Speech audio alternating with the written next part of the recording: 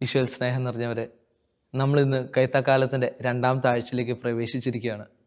കൈത്ത എന്ന വാക്കിൻ്റെ അർത്ഥം വിളവെടുപ്പ് അല്ലെങ്കിൽ വേനൽക്കാലം എന്നാണ്. കർത്താവിൻ്റെ വചനത്തിൻ്റെ ദൈവരാജ്യത്തിൻ്റെ ഫലങ്ങൾ പുറപ്പെടുവിക്കാനായിട്ട് നമ്മൾ ഈ കാലത്ത് പരിശ്രമിക്കുകയാണ്. ഇന്ന് തിരുസഭ നമുക്ക് തന്നിരിക്കുന്ന തിരുവചന ഭാഗം എന്തുമാത്രം മനോഹരമായിട്ട് നമ്മുടെ ജീവിതത്തിൽ ദൈവരാജ്യത്തിൻ്റെ ഫലങ്ങൾ പുറപ്പെടുവിക്കാൻ പറ്റുമെന്ന് നമ്മളെ ഓർമ്മിപ്പിക്കുന്ന ഒരു തിരുവചന ഭാഗമാണ്. അതിലേക്ക് പ്രവേശിക്കുന്നതിന് മുമ്പ് നമുക്കൊരു ചോദ്യം നമ്മളോട് തന്നെ ചോദിക്കാം. എൻ്റെ ജീവിതത്തിൽ പ്രശ്നങ്ങളും ബുദ്ധിമുട്ടുകളും അല്ലെങ്കിൽ കുരിശുകളൊക്കെ ഉണ്ടാകുമ്പോൾ ഞാൻ എൻ്റെ വിശ്വാസത്തിൽ വളരുകയാണോ അതോ തളരുകയാണോ ചെയ്യുന്നത്? അല്ലെങ്കിൽ എൻ്റെ ജീവിതത്തിൽ പ്രശ്നങ്ങളും ബുദ്ധിമുട്ടുകളും ഉണ്ടാകുമ്പോൾ ഞാൻ എൻ്റെ ദൈവത്തെ പഴിക്കാറുണ്ടോ എന്ന്? പണ്ട് വീട്ടിലായിരുന്നപ്പോൾ ഞങ്ങളുടെ വീടിൻ്റെ മുറ്റത്ത് ഒരു ചെറിയ റോസ ചെടി വളരുന്നുണ്ടായിരുന്നു. അതിൻ്റെ കൊമ്പുകളൊക്കെ നീണ്ട് വലിയ ചെടിയായിട്ട് മാറി. എന്നാൽ പിന്നീടായപ്പോൾ ഞാൻ ശ്രദ്ധിച്ചപ്പോൾ അതിനറ്റത്ത് ഒന്നോ രണ്ടോ പൂക്കൾ മാത്രമേ ഞാൻ കണ്ടിട്ടുള്ളൂ. സെമിനാരി വന്ന ശേഷം ഞങ്ങളുടെ ഒരു അച്ഛൻ ഞങ്ങളുടെ റോസ് ഗാർഡനിലെ കുറേ കൊമ്പുകളൊക്കെ വെട്ടുന്നത് ഞാൻ കണ്ടു. അന്നേരം മനസ്സിൽ ഉദിച്ച ഒരു ചോദ്യമാണ്, ഇത്രയും മനോഹരമായ ചെടികൾ നമ്മൾ എന്തിനാണ് വെട്ടിക്കളയുന്നതെന്ന്. പിന്നീടാണ് ഞാൻ മനസ്സിലാക്കിയത്, ഈ റോസ ചെടിയെ നമ്മൾ എന്തുമാത്രം വെട്ടുന്നുവോ അത്രയും മനോഹരമായിട്ട് അതിന് പൂക്കൾ ഉണ്ടാകുമെന്ന്.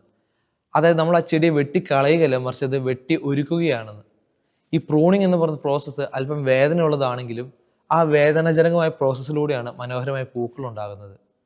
ഇന്ന് തിരുസഭ നമുക്ക് വിചിന്തനത്തിനായി തന്നിരിക്കുന്ന തിരുവചന ഭാഗം വിശുദ്ധ യോഹന്നാന്റെ സുവിശേഷം 15-ാം അധ്യായം 1-8 വരെയുള്ള തിരുവചനമാണ്.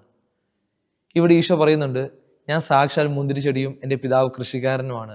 എൻ്റെ ശാഖകളിൽ ഫലം തരാത്തതിനെ അവിടുന്ന് വെട്ടിക്കളയുന്നു, എന്നാൽ ഫലം തരുന്നതിനെ കൂടുതൽ കായ്ക്കുന്നതിനായിട്ട് കൂടുതൽ ഫലം നൽകുന്നതിനായിട്ട് വെട്ടിയൊരുക്കുകയും ചെയ്യുന്നു.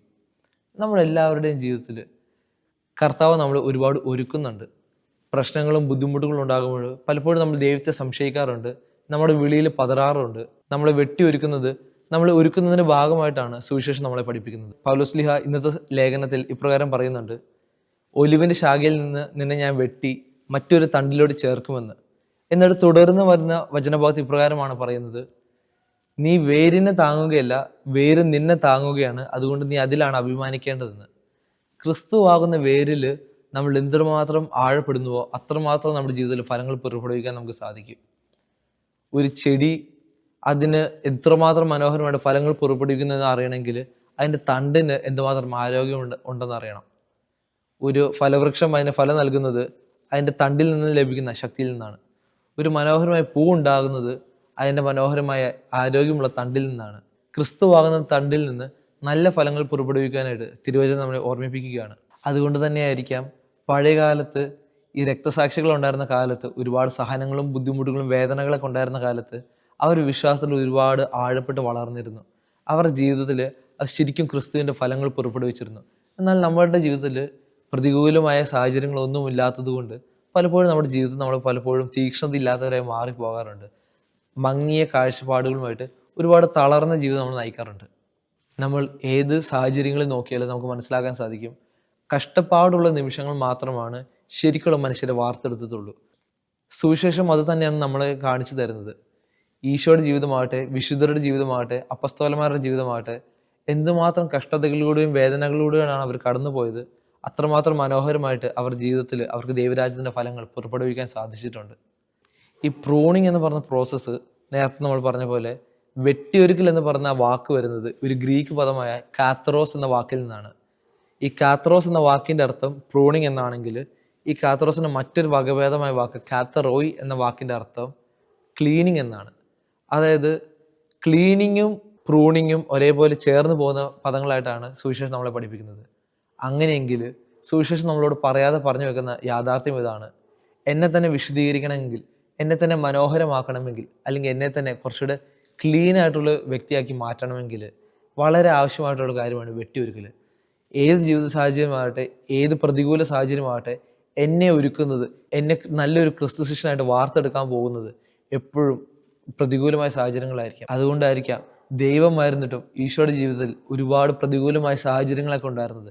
എന്നാലും ക്രിസ്തു പീഡനങ്ങളിലും വേദനകളിലെല്ലാം കടന്നു പോയ ശേഷം 3-ാം ദിവസം ഉയർത്തെഴുന്നേൽക്കുന്നതായിട്ട് നമ്മൾ കാണുന്നുണ്ട്.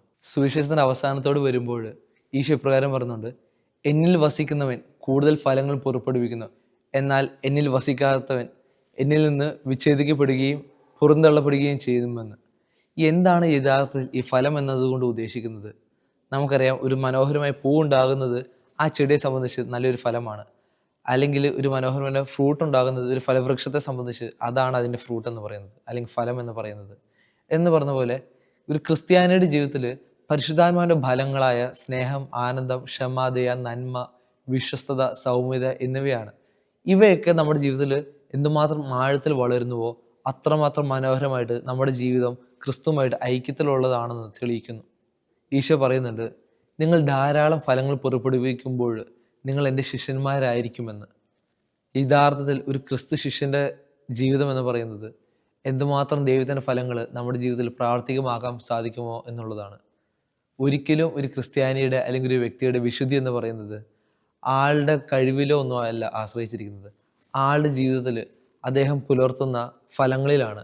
എന്തുമാത്രം ആഴത്തിൽ ഒരാളെ സ്നേഹിക്കാൻ പറ്റുന്നുണ്ടോ, എന്തുമാത്രം ആഴത്തിൽ ഒരാളോട് കരുണ കാണിക്കാൻ സാധിക്കുന്നുണ്ടോ. വിശക്കുന്നവന് അപ്പമാകാനും ദാഹിക്കുന്നവന് ജലമാകാനും ഒന്നുമില്ലാത്തവന് എല്ലാമായി തീരാനുമാണ് ഒരു യഥാർത്ഥ ക്രിസ്തു ശിഷ്യൻ വിളിക്കപ്പെട്ടിരിക്കുന്നത്. അങ്ങനെ പരിശുദ്ധാത്മാവിൻ്റെ ഫലങ്ങൾ എൻ്റെ ജീവിതത്തിൽ എന്തുമാത്രം ആഴത്തിൽ പുറപ്പെടുവിക്കുന്നുവോ അത്രമാത്രം യഥാർത്ഥത്തിൽ ഞാനൊരു ക്രിസ്തു ശിഷ്യനാണെന്ന് മറ്റുള്ളവർ അറിയുന്നുണ്ട്. അതുകൊണ്ട് പ്രിയപ്പെട്ടവരെ, നമ്മുടെ ജീവിതത്തിൽ പ്രയാസങ്ങളും ബുദ്ധിമുട്ടുകളും ഉണ്ടാകുമ്പോൾ അത് ദൈവം തരുന്ന ശാപമോ അല്ലെങ്കിൽ വേദനയോ ആയി കാണാതെ മറിച്ച് കർത്താവ് എന്നെ വെട്ടിയൊരുക്കുന്നതിൻ്റെ ഭാഗമാണെന്ന് നമുക്ക് തിരിച്ചറിയാം.